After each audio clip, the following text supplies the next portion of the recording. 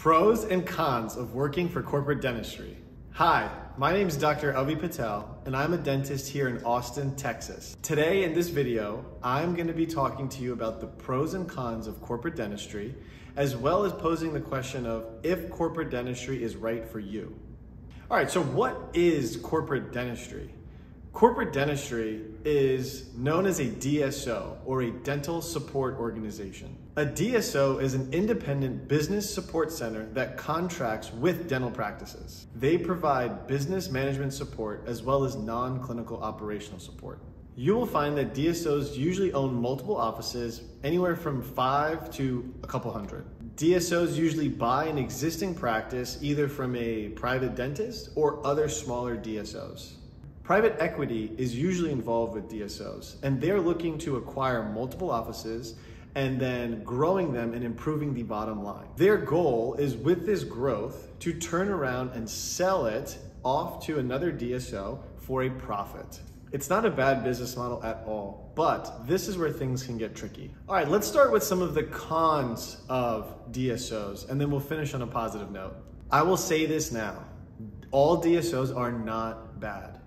I repeat, all DSOs are not bad. The things that I say in this video do not apply to all of the DSOs. Each DSO operates differently, so you have to do your research before you even get involved with any of them.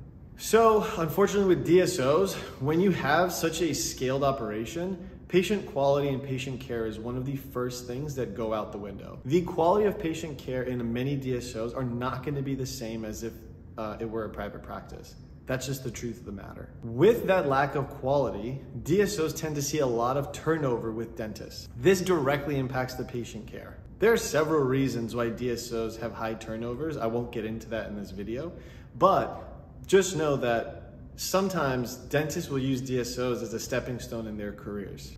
DSOs have created an environment that can get very messy. However, there are still positives that can come of this.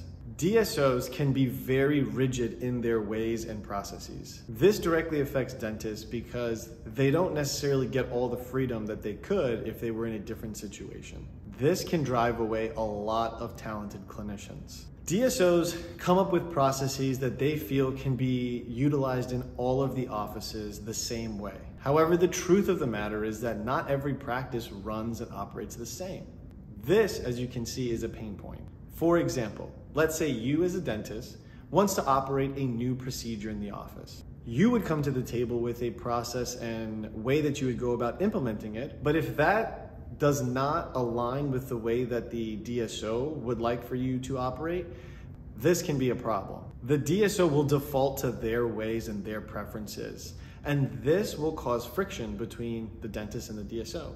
The dentist will feel less empowered to be a better clinician. Some dentists are okay with this, however, many are not. With this added friction, that is always something that eats away at dentists, which then eventually drives them off.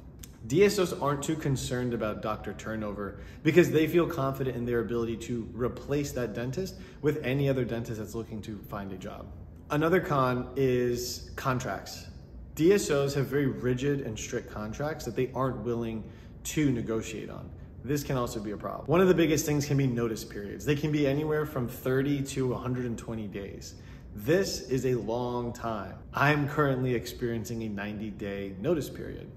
It's not that fun. They can also have things like no notices for termination, restrictive covenants that have a large mile radius, anywhere from 10 to 20, and a bunch of others. You guys should check out Dental Nachos. They have a lot of information out there already on DSOs, good and bad. So there's always gonna be cons to things that you look at, but with DSOs, I will say that there are a lot of positive things that can come of it. First off, most of them are offering CE stipends, anywhere from $1,500 to $2,500 a year that you can use on continuing education. Many of them also have in-house continuing education that they offer to their dentists. This is super useful.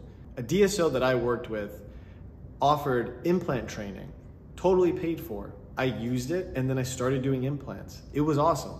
DSOs will also offer things like paying for your health insurance, doing a 401k with you, paying for malpractice insurance. With DSOs, you'll also tend to have a bigger patient pool to work with because they do accept a lot of insurances.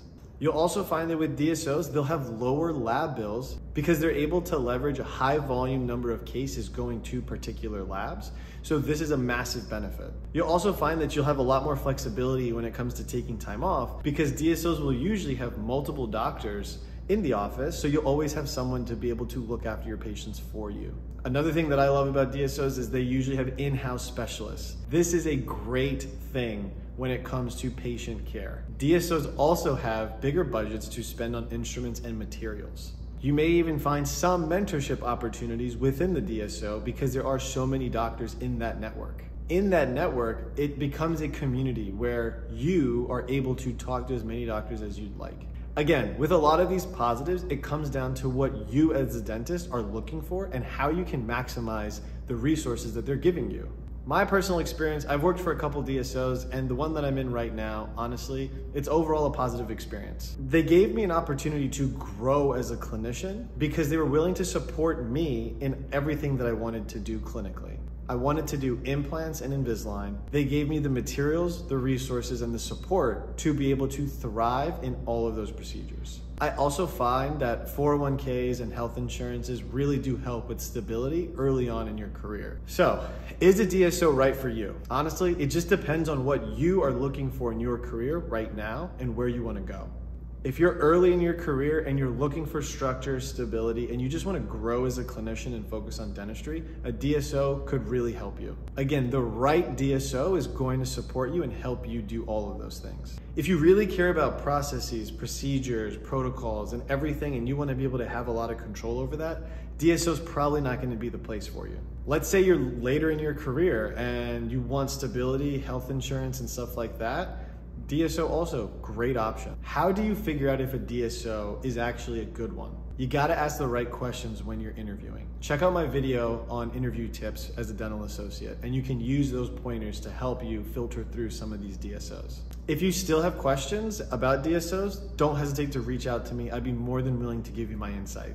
Thank you for your time. If you enjoyed this video, please drill that like and subscribe button and share it to anyone else that you think it may help. Have a great day.